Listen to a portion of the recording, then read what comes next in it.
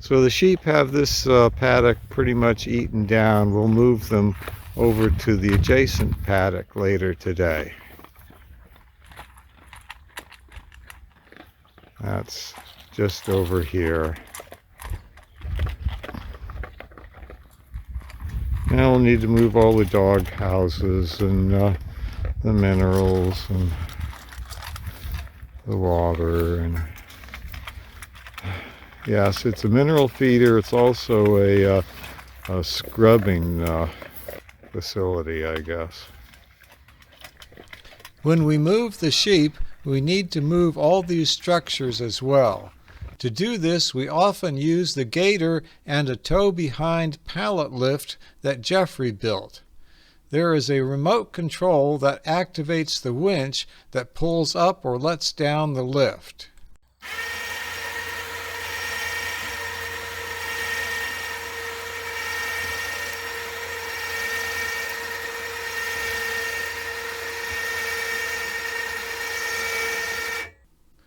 With the big tires on the gator and the pallet lift, it's gentler on the fields than using a big tractor with forks, especially after a rain or when it's soft out. So let's get on with the move.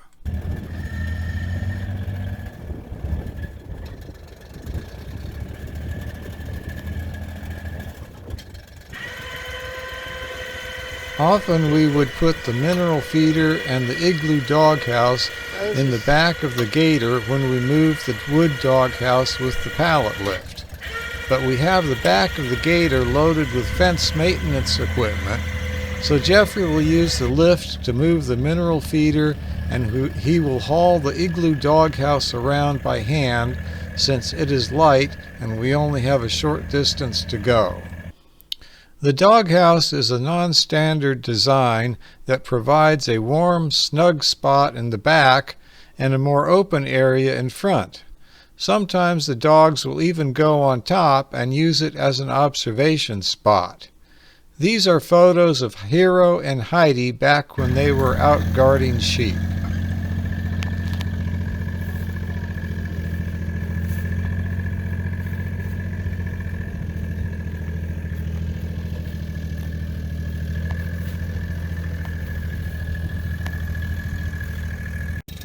Yes, he's going to back it up into where all the sheep are. So I'm going to open the gate.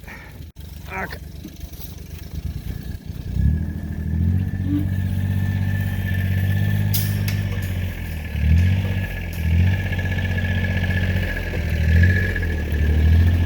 Just go straight back and put it on that grass area by the fence.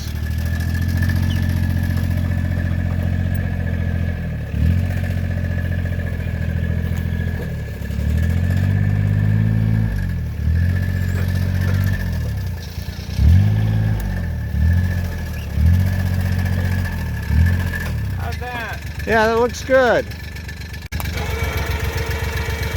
And we got a little hand control here on the ignition switch.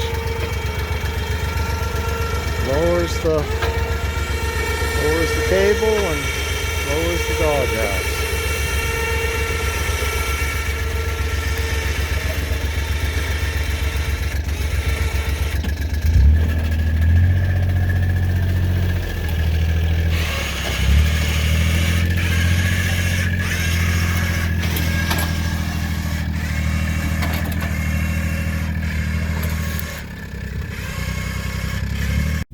Okay, we're all set. We got the minerals over here. We've got the two dog houses. Sheep are in the dog house. We got water. Jackie and Jeffrey are out with the sheep. Sheep are here in a new area. They should be good for a few days. Then we have one more paddock that we'll move them to just over here behind me. And so another 2 or 3 days over here, and then we'll need to move them on to someplace else where this whole area regrows. And that someplace else is the reason for the fence maintenance equipment in the back of the gator. The next place they are going is an area where we have had trouble once in a while with Odin and Athena digging holes under the fence and not staying with the sheep. Usually they go to one of our houses or stay in the vicinity of where the sheep are located, but it is disconcerting. The fence is kind of high off the ground in some spots and doesn't have any barbed wire under it. So we are adding 2 strands of barbed wire, one at ground level, the other halfway between the ground and the bottom wire of the fence. But first we need to clean up along the fence line. Alright, here we are again, putting more barbed wire underneath existing fence. And so what we do is sort of wrap it around this one end here and tie it off. Then we'll stretch it tight from the other end after we unroll the barbed wire. When we first put up this fence, we didn't understand how critical it would be to get a couple strands of barbed wire underneath it. So any fence we put up now, of course we just run one strand of barbed wire to line things up and run where we put the posts and all. But 2 strands really help out, one right along the ground and one just a little bit up between the one on the ground and the one where the fence starts.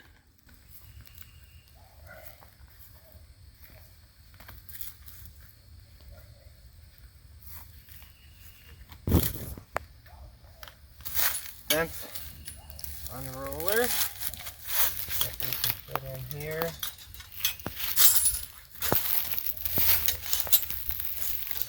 And now we can unroll the barbed wire along the ground.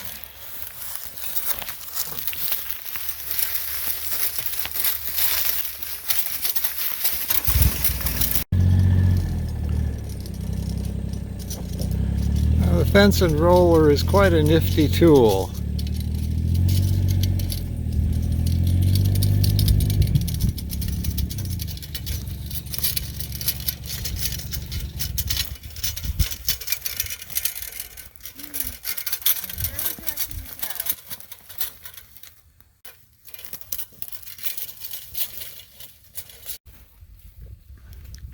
So I'm helping Jeffrey feed the wire through the cattle panel end, and we're going to attach this to a come along, and then or are you just going to stretch it with the gator? We'll just stretch it with the gator.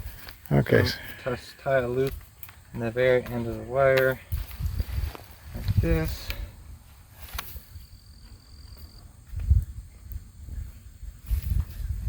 Alright. So here, hold that for a Now second. hold that. Yeah.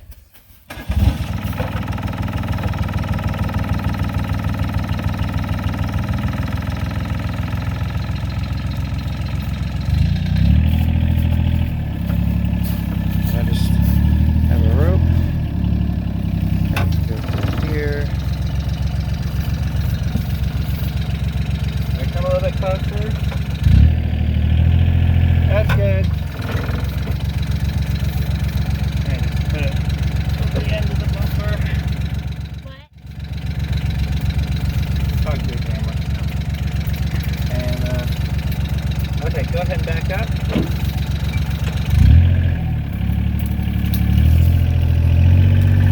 Okay, good. Hold there. Alright, we stretch it tight like that. Now I need to walk along it and sort of free it up from the ground and let it kind of equalize and stretch.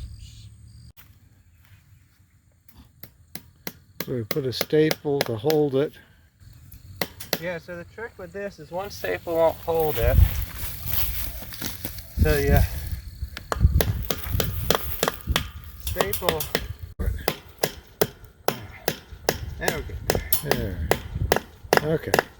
Okay, so you put one staple in, and usually you don't have this in the way. You put another staple there or there, and it's actually the friction of the wire along the curvature of the post that'll hold it for you. So What about how going on the other side of the panel? like over here. Yeah, Yeah. and get on the other side and move.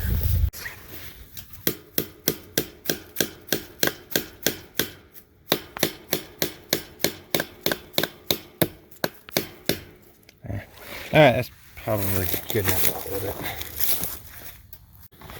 Okay, so now we'll have Jackie drive forward just a little bit to ease the tension off, and hopefully we'll see the wire not slide. Now we have to wrap the wire around the bottom of the post and tie it off.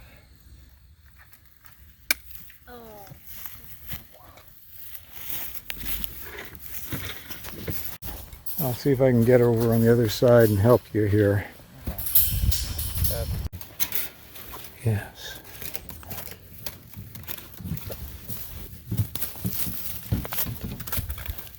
Normally I would be wearing gloves, but since I'm doing camera work too, I don't have gloves on. That's why I'm being careful about these barbs. And the brambles that are right here. Okay.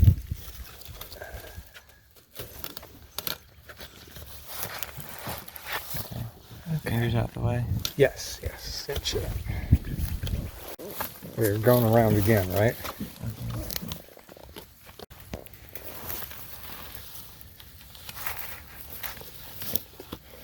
You want me to get my gloves on and help you wrap that around? Well, here, come around on the other side and hold it. Okay. Right, just hold that snug. Okay. Actually, I want this. Let me have it under here. Pull back. Oh.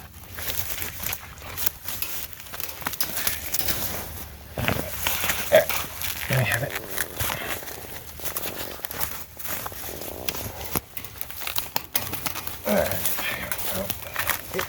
The first kink is always the worst. Alright, now we got way too much extra, so you chop it off. But these big posts are large circumference, so you need adequate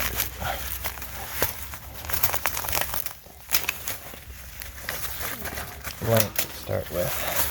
So we're wrapping this, about 5 or 6 times Yep. around the wire. Yep.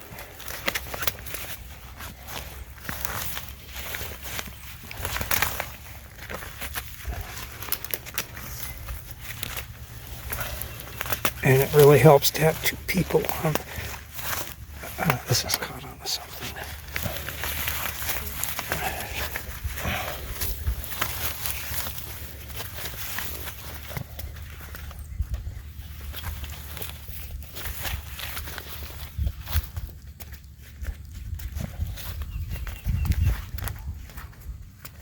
Oh, it's loose. Oh, loose barb.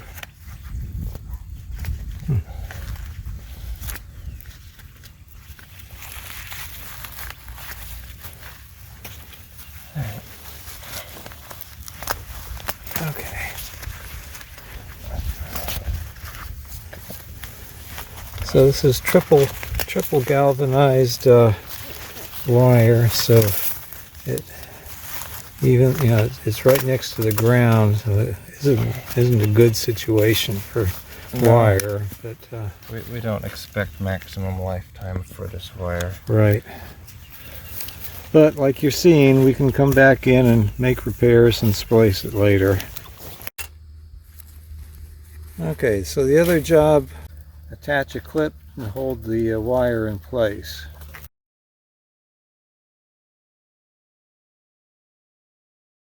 We just put this new post in here. It's not a new post, it's new to the area post. Okay, so yeah. This is T-post clip.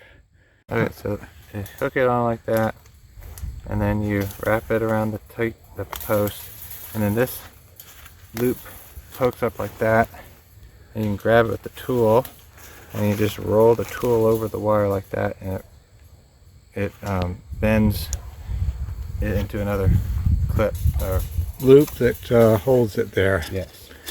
The fencing tool is a smooth surface, and so it doesn't score the wire or cause, potential for corrosion later. Unlike this rusty T-post. Yes, this Potential rusty for corrosion is great. T-post is going to be horrible. Here we are, touring along the completed fence that we worked on yesterday. As you can see, there's an additional 2 strands of barbed wire at the bottom.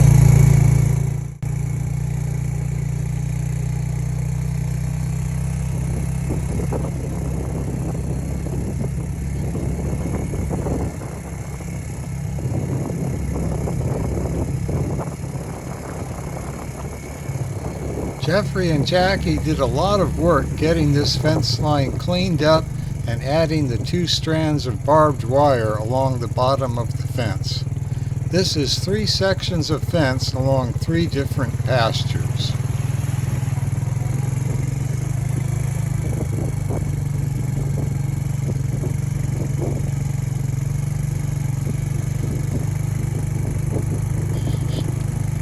We're getting close to the end of the video.